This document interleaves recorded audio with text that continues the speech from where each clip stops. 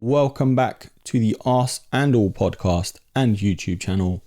And on today's episode, we're going to get right into it. It's a bit different. It's not real football. It's fantasy Premier League time. Pre-season is upon us. The FPL, I'd say banter and also mind games have already started. And I thought we'd go through my team. My first draft, it might change. It most likely will change. And if you are interested and if you do play this, I don't know why I'm doing gang signs, but if you do play FPL, I'll leave a link to my league down below. It is called the League of the Broskis, I believe, if I haven't changed it. And it's a bit of banter. It's all fun and games, free to enter. And of course, if you beat me, just know I'm going to kick you out and you're not joining next year. But no. We are not playing those games. This season, we're going for it. Top 10k, I lied. Top 100k maybe. I think last season I just missed out and I cannot seem to find what I ranked last season. It was about 120k, which I'm not mad at, I'm not mad at. But yeah, let's dive right into it. Now, as you can see, obviously had to call it Rice Baby, I know so many people, so many players are going to have this name, and especially Arsenal fans. But hey, it is what it is. Yeah, like I said, it is a first draft. I have tinkered with it here and there, but it looks okay to me. Now, first, we're starting off in goal. It is Jason Still. Last season, he picked up from Sanchez in goal for Brighton. And he was killing it, he was killing it. So cheap option, I believe he is, what price is he coming in at? He's 4.5 million. Now that's why. Keepers, in terms of price and value, there has to be that middle ground. I mean, 5 million, I could stretch for it, but I don't know. I don't see the point. My main keeper, which is a dark horse, is on my bench. But anyway, we'll talk about the bench a bit later. Now, Gabriel, moving on to defenders. Obviously, last season, amazing. Him and Ben White were more the standout defenders from Arsenal last season. Of course, Willow Saliba, he got injured. So, he was doing so well. I'm not even going to talk about that. That's for another video, man, because I'm just going to get upset, bro. Yeah, but Gabriel, for me, standout Arsenal defender, just because the value, what is he, 5 million? I think Ben White's gone up to 5.5, which is it 5.5 or 6, something like that. But yeah, Gabriel, 5 million, for value, amazing. He's a goal threat. He gets bonuses quite a lot, bonus free. So I'm happy with Gabriel. He can lose his head here and there, which I'm a bit worried about, but we'll see. First couple game weeks is always a bit rocky. You don't know who's going to bang, who's not going to bang. And there's some dark horses. So the first, I'd say 4 game weeks, actually. It's a bit hit and miss sometimes. But anyway, we're moving on to Trippier. He's gone up to 6.5. Yes, 6.5. And I can't blame him too much. He was amazing last season. He got a total point tally of 198. Oh my gosh, man. He was in everyone's team, near enough. I was pretty early to the party to bring him in just because he was very cheap last season. I think he was about 5.5. I think about 5.5 or 5 when he first started. So, that was amazing. Everyone jumped on him, obviously had him in their team for the whole season. So it was kind of a bit annoying. Our last defender, and this formation might change, but at the moment we're playing 3-5-2. Our last defender for now might change is Luke Shaw. Yeah, Shaw and Hobbs, and he's cheap, man. He's 5, so he's about 5.5, which I can't be mad at. Yeah, United, they're not the best in terms of clean sheets. Yes, last season De Gea got the Golden Glove, but what I'm really looking for with Luke Shaw is the attacking threat and assists and, the odd 3-point bonus, which he is capable of, last season he got 124 points, which obviously compared to a Trippier isn't great. Even Ben White outscored him. But, you know, he weren't bad. He popped up when he needed to. And yeah, 5.5 million, can't complain. So Luke Shaw, you're the last defender in my formation. Now moving on to midfield. This is where I just know this is going to change. Yeah. But as a rough first draft, it's not bad. It's not bad. Let's start off with Maddison. Now, I'm an Arsenal fan, of course. Maddison being a spud player, Spurs player, he, for 7.5 million, 7.5 million, he did 135 points last season. The season before that, 181. Amazing. But I just felt like Leicester, they weren't the same. You know, obviously they went down. He had to leave. And I was thinking like a Newcastle would have came in for him. It made sense for Tottenham to go for him because they needed that sort of creative midfielder. And I won't lie to you, I'm a bit sour, but we didn't really need him. Obviously, we've got Havertz, we've got Odegaard that can play in that 10 role. So yeah, amazing player for Tottenham. I won't lie to you. I'm a bit sour, but hey, it is what it is. But yeah, he had to make the list because I feel he and Son, if Son gets back in form, he might have to come in. But I think he's about 9 million, Son. So for me, it doesn't make too much sense. But Maddison, value for money, should be a good call, I'm hoping. So he's sort of like a 90% staying. Salah. He's expensive, bruh. He's like 12.5 million. Now, it's Salah though, isn't it? For me, king of FPL. Just look at them scores. Look, just look at it. Look. So last season, which wasn't his best season, 239 points. Season before that, 22, 265. Banging. 231 the previous season before that, 233 before that, 259 in 2018-19, 2017-18, 303. Nah, that is ridiculous. So, you know, if he can even keep up that form as last season, I know he was a slow starter, but it's Salah. It's Mo Salah, you little dancer. If he can keep that form up, and if he can start strong, I know they got Chelsea the first game, but, you know, if he can start strong and they can manage him well, he's going to be a very valuable asset. For 12.5 million anyway, he holds value. So if he doesn't do that great, you can always swap him out for like a Fernandes, a Rashford, you know, even an Odegaard. Someone of that caliber. De Bruyne, I'm not trusting City players this season, man. Forget it. I've done it too many times. I've been heartbroken too many more times.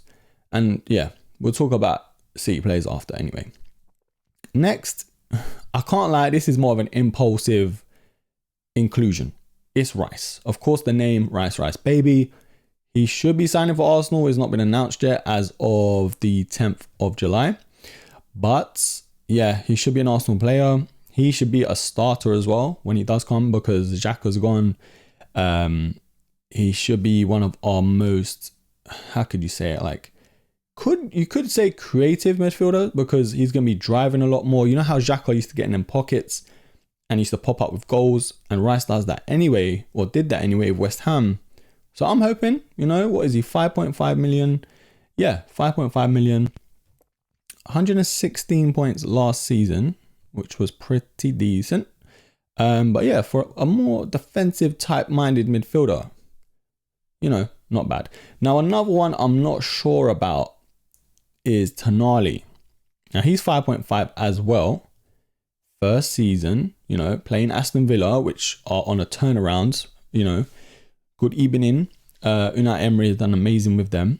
But it's Newcastle. And yes, you could argue he's mainly coming for Champions League and, you know, that sort of rebuild for Newcastle to push them up to where they should be or where they were back in the day.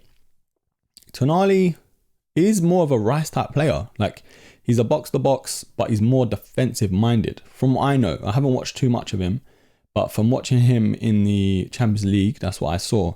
He could possibly come out, but there's not many out there that I'm really excited to include. But as we'll talk on more, my formation might change. So I might go to a 4-4-2, you know, a 4-5-1. So he might be one of those fringe players that might drop in and out depending on how he's playing, depending on who Newcastle are playing. But yeah, Tonali I'm not excited about, but you know, he's cheap. It's his first season. He might just tear it up. And I believe Newcastle have got some good fixtures to start with. But yeah, Saka next. Starboy Saka, my guy. 8.5 million. And I'm pretty shocked at the price with Saka, because 8.5 million, won't lie to you, is a steal. And I'm not talking about Jason, okay? Because he last season got 202 points. Arsenal's standout player yet again. He was in my team quite a lot. I took him out here and there. He cost me a lot when he missed that penalty against West Ham. But he also cost Arsenal. So, you know, I wasn't alone there. Season before that, 179 and 114 before that. But yeah, how can you not love Saka, man? Even if you're not an Arsenal fan, you love Saka, you know? But yeah, he has to make it. Might even captain him at the start of the season because he has got Nottingham Forest the first game.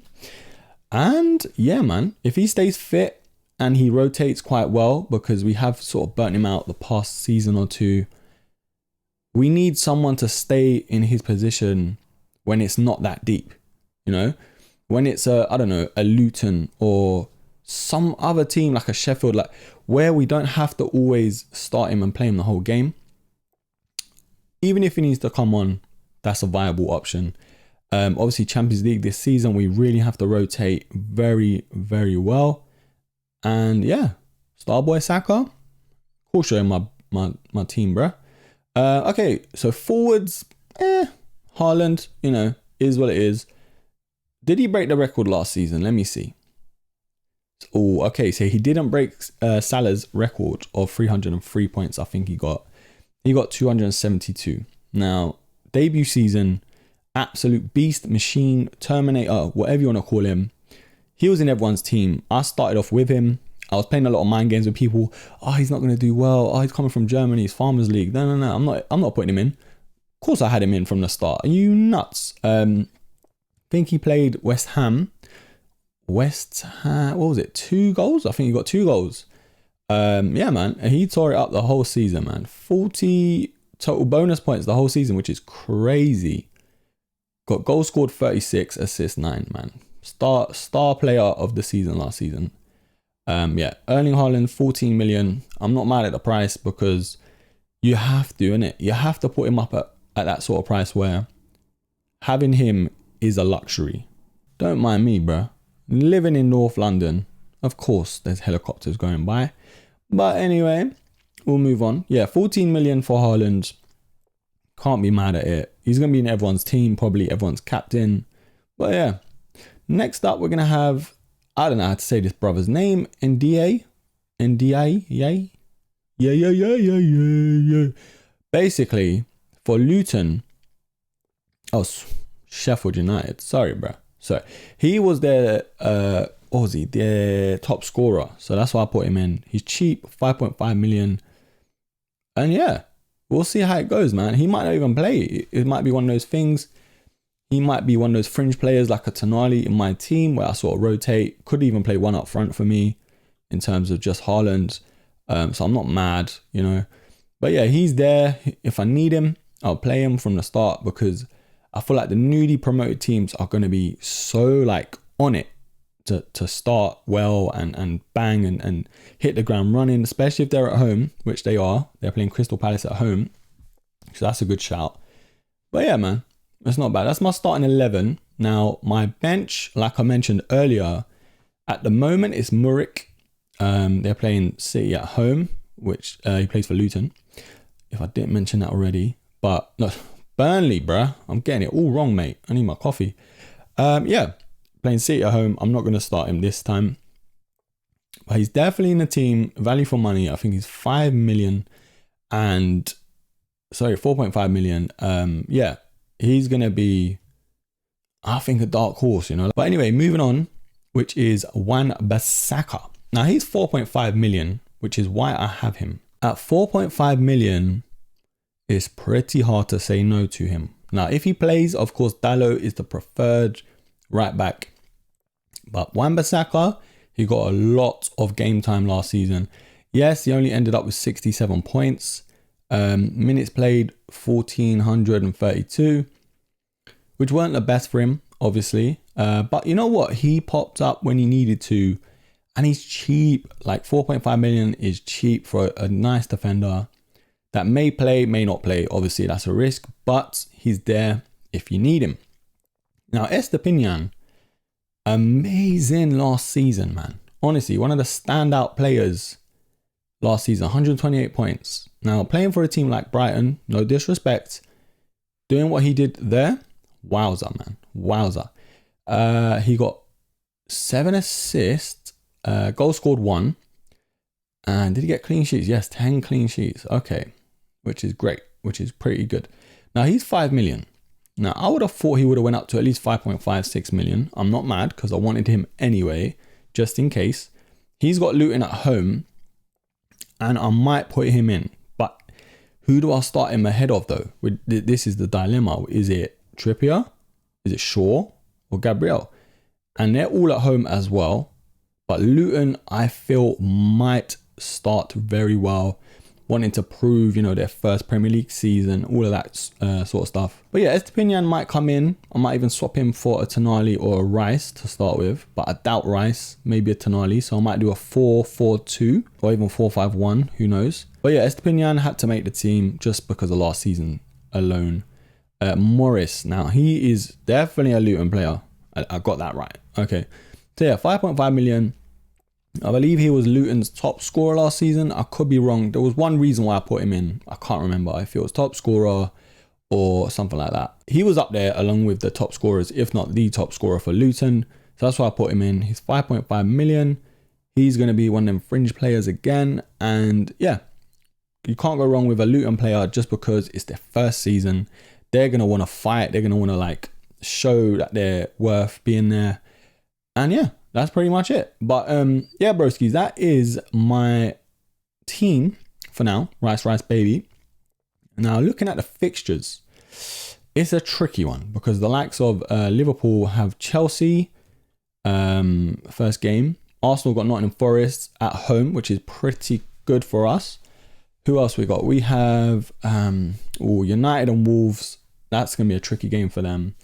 Although they lost to Neves, for example, so that might not be too bad. City, Burnley, that's a tricky one. Of course, Company going back. But yeah, let's see how that pans out. There's a few tricky fixtures. I won't lie to you, like Brighton, Luton, you don't know how that's going to go. If Brighton are going to carry on the form from last season, if Luton are going to start well, are they going to crumble under the lights? All these things, even Newcastle Villa, you can't call this because they're both on a sort of upward progressive moment in their history, I guess you could say. Like Newcastle, Champions League football, got the money now. Aston Villa, great manager. They're signed Tielemans, they're getting a few other players. All these factors have to come in. But the first game of the season, it all goes out the window. The pressure, the nerves, all eyes are on them. The first game of the season, all fans expect amazing things from their team. But yeah, the interesting one I think Brentford might pop like tart is against Spurs. Now, I don't know, will Kane stay? Who knows? I think he'll stay for another season at least and go on a free. They've got Maddison now, of course, and Son should be coming back into form if he stays fit and if their manager gets the best out of him. But yeah, broskies, I think that's pretty much it. I have nothing in the bank. I spent 100 mil. And I might change it again. We might do an update video before the season. But yeah, I think we'll leave that there. Like I said, League of the Broski, of the Broskis rather. The auto link to join is down below in the description box. If you want more FPL content, I'm not going to be really consistent with it. I might just do a game week review and my transfers if that's something you're interested in. I did try to do this before, but I just couldn't stay consistent with it just because I weren't taking YouTube seriously. But yeah, if you want to see more FPL content, of course, I would be happy to do it. Comment that down below. Of course, subscribe, like, and whatever else you need to do on YouTube. This helicopter is going to get blown out of the sky in a minute, but we'll leave that there. Of course, 5-star rating on the podcast platforms if you please.